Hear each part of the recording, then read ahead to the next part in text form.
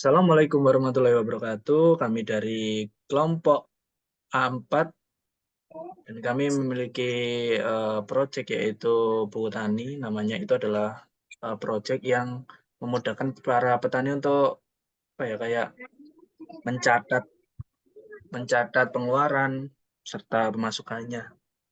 Dan saya di sini sebagai ketua kelompok yaitu Agung Bima Wahyu Abadi dan ini adalah teman-teman saya. Silakan.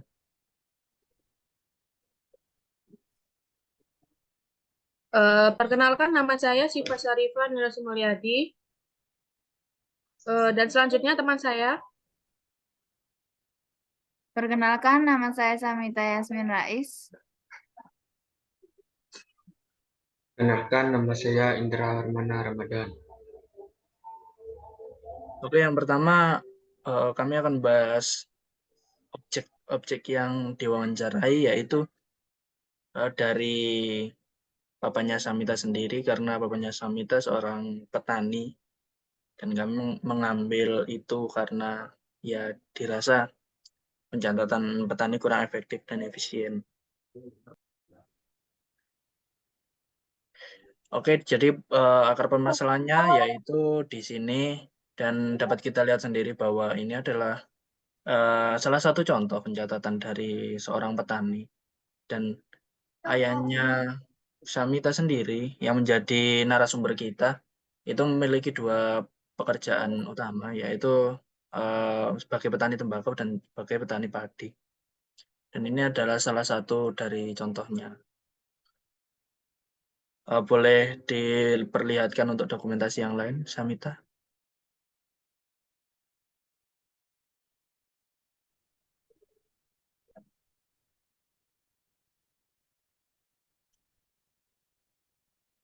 Ini adalah contohnya juga pencatatan buku petani. Kemudian yang lain. Geser terus saja. Nah, ini ada beberapa dokumentasi dari kami ketika mewawancarai beliau.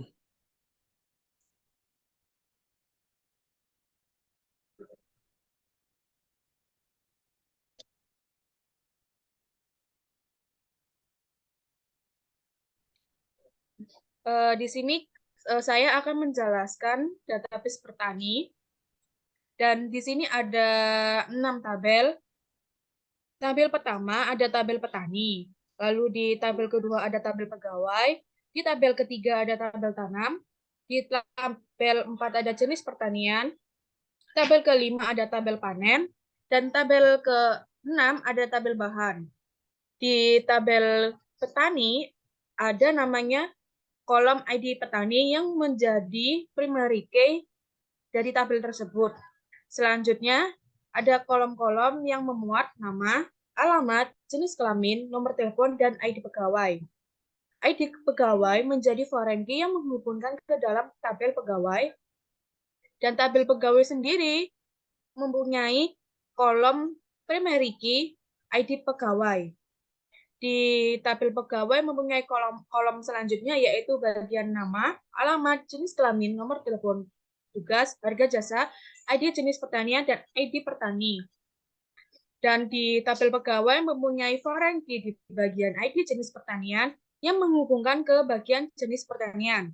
Di jenis pertanian mempunyai primary key yaitu di kolom ID jenis pertanian dan kolom selanjutnya ada kolom nama. Dan di tabel tanam, di tabel nomor 3 ada ID tanam yang sebagai primary key dan kolom selanjutnya tanggal tanam, jenis, jumlah bibit, ID petani, ID bahan, dan ID pertanian.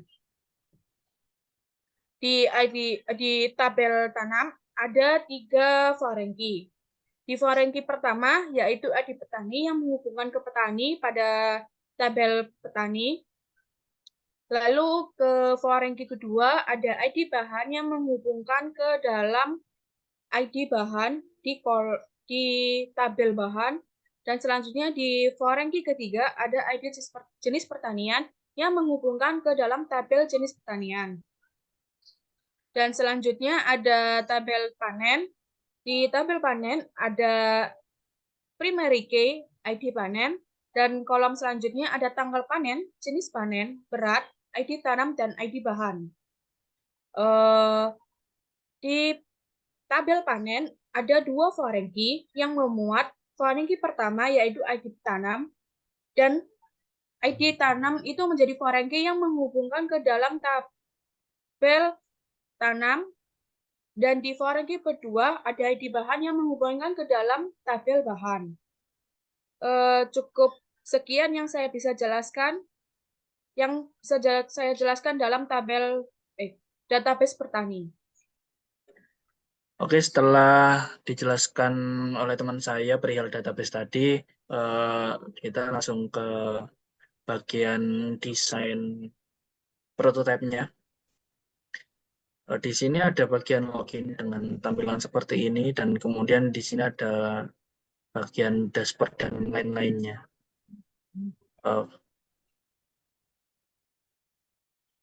Kemudian kita akan mencoba untuk menjalankan desain ini.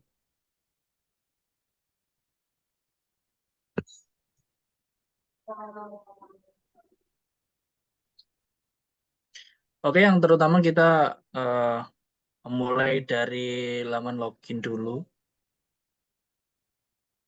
Ini ketika login, itu langsung masuk ke bagian dashboard.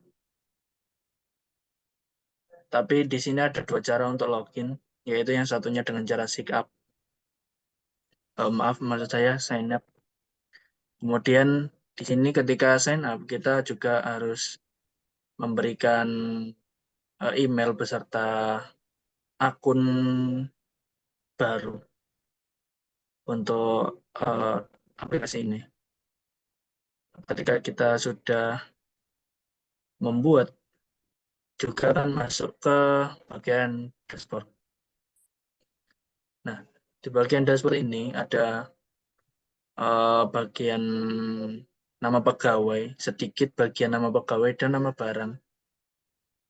Dan di sini ada tembakau dan ada padi untuk detail barangnya. Terus di sini ada detail pegawai. Kenapa kok di sini ada nama pegawai, nama barang, tapi di sini masih dikasih detail pegawai dan detail barang? Karena di sini itu hanya menampilkan sedikit dari semua isinya. Detailnya ada di sini. Dan bagian pegawai itu terdapat kayak profil. Profil ini mengindikasikan bahwa yang diinput nama ini itu bagian mandor dengan icon seperti ini, dan kemudian bagian buruh taninya mendapat icon seperti ini. Di sini ada list nama, kemudian ada alamat juga, kemudian jenis kelamin, nomor telepon, tugas, dan harga jasanya. Dan di sini ada 2 opsi, yaitu bagian tembakau dan bagian padi. Dan ini ketika awal-awal itu masih kosong, dan kita harus menginputkan dulu detail dari pegawai dengan jabatan apa, misal kayak mandor atau buruh tani. Kemudian namanya siapa, jenis kelaminnya apa, alamatnya di mana, nomor telepon, tugas, dan harga jasa. Kemudian di sini ada save dan cancel. Nah, cancel ini kalau dipencet itu bakal kembali ke bagian sini.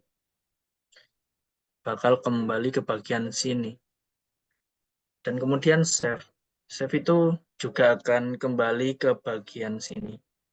Tapi bedanya kalau save itu mencatat apa yang kita masukkan tadi. Oke, setelah dari detail pegawai, kemudian kita menuju ke detail barang. Di sini detail barang terdapat 2 opsi juga, yaitu padi dan tembakau, sama seperti detail pegawai. Di sini adalah tempat untuk menampilkan barang-barang apa saja yang sudah diinput. Nah, tempat penginputannya ada di tabel penerimaan.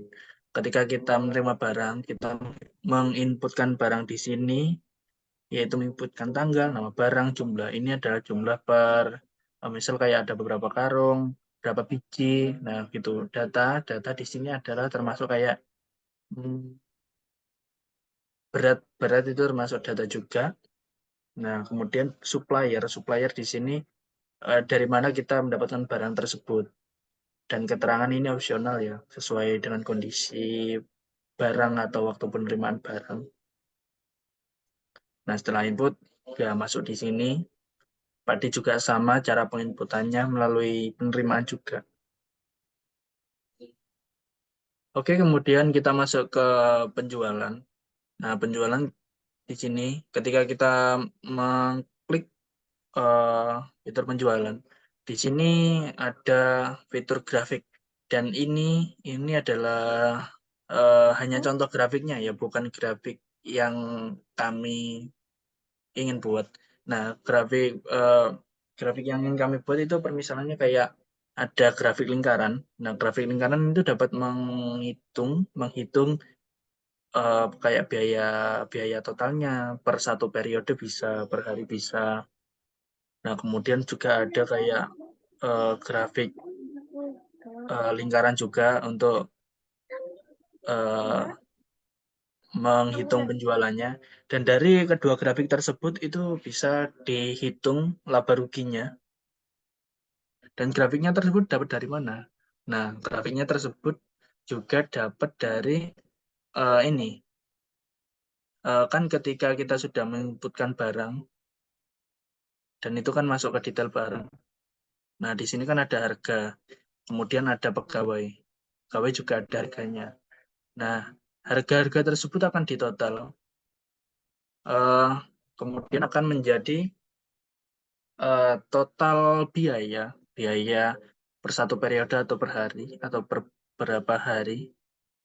Nah, itu akan menjadi total semua biaya. Kemudian di sini ada pengeluaran barang itu nama lainnya adalah penjualan.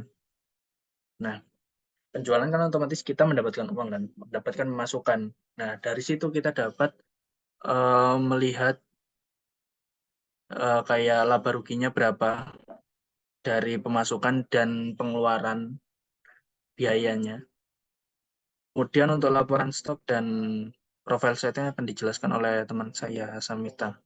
Dipersilakan.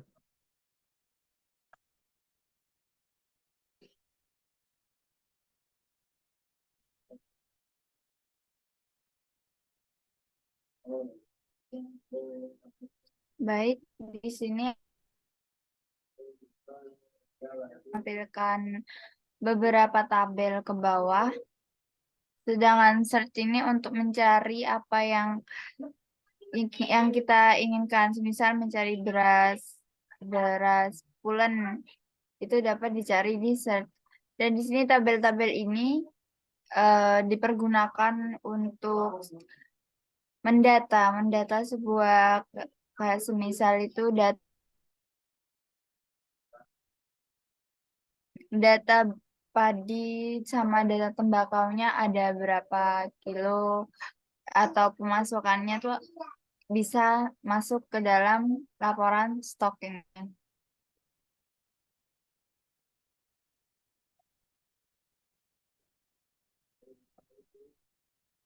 Di sini terdapat setelan di mana pemilik pemilik aplikasi ini memasukkan sebuah foto profil dalam gambar upload your foto ini, terus lalu memasukkan nama, username, full namanya, terus username di bawah nama panggilan terserah, terus lalu email, lalu selanjutnya nomor teleponnya. Bio ini dimasukkan random. Lalu diupdate profil, akan muncul nama profilnya, ini penggunanya siapa. Sudah.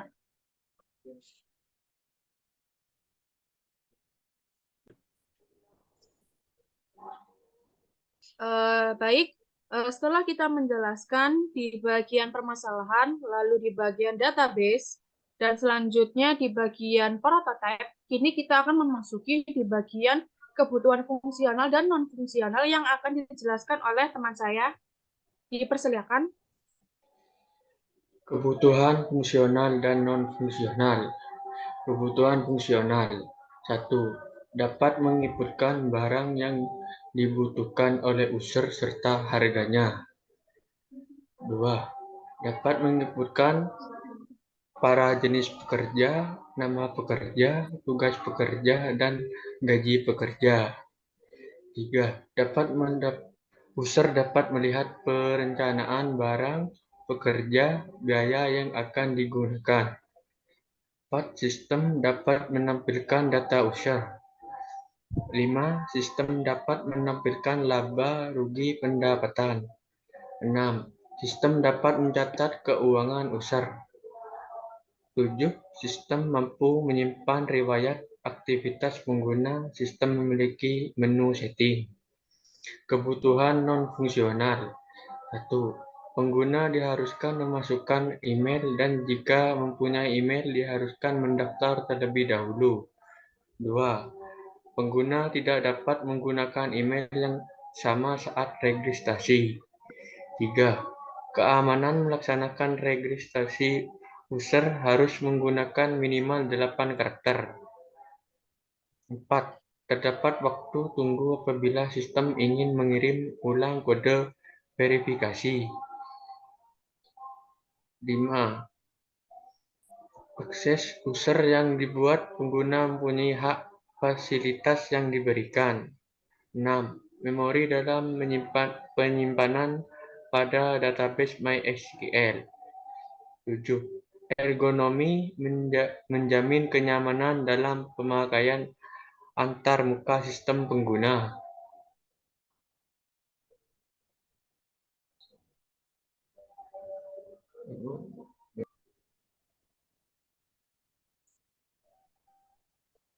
Baik, di bagian tahap selanjutnya, kita akan memvalidasi hasil dari prototipe yang kita buat tadi. Hasil dari pertemuan validasi, klien atau narasumber memeriksa hasil prototipe yang kita buat selama pengerjaan kemarin. Dan kita punya beberapa dokumentasi saat narasumber atau klien tersebut melihatnya. Bisa ditampilkan?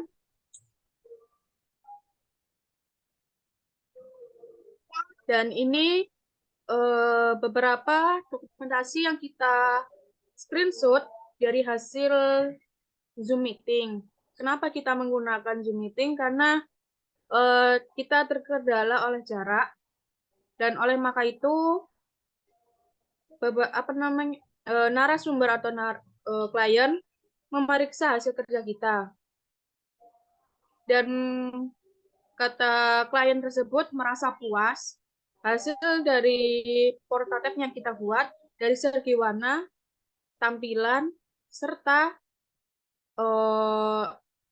bagian isi dari prototipe tersebut.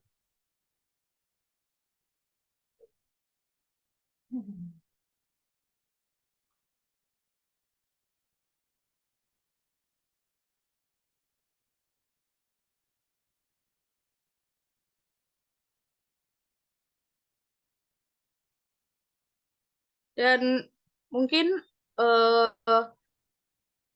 Samita bisa menambahkan beberapa. Baik, menurut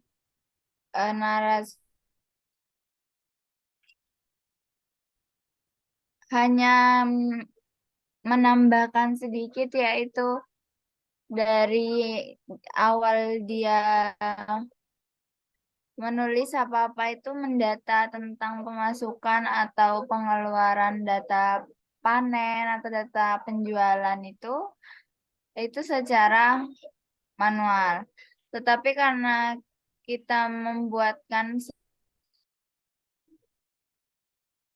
beliau untuk mencatat dalam mencatat, kan biasanya pencatatannya tuh amburadul alias berantakan. Tapi karena adanya rancangan aplikasi ini dan ada beberapa yang berguna buat beliau, jadi beliau bilang ini cocok atau pas gitu untuk membantu dia catatannya.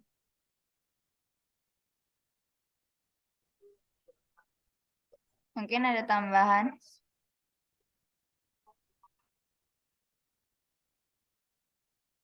Sudah pas ya. Ya, narasumber atau klien sudah merasa puas dengan hasil kerja prototipe yang kita buat selama ini dan tidak ada merasa gangguan dari segi tampilan, isi, serta penggunaan dari prototipe tersebut. Oke, itu saja yang bisa kelompok kami sampaikan perihal project kita, progres project kita sampai detik ini. Nah, kurang lebihnya dari kelompok kita, mohon maaf. Dan terima kasih untuk para viewer YouTube Mohon Teva. maaf dan Oke, kami dari kelompok 4 mengucapkan wassalamualaikum warahmatullahi Warahmatullahi Warahmatullahi wabarakatuh. wabarakatuh. Terima kasih.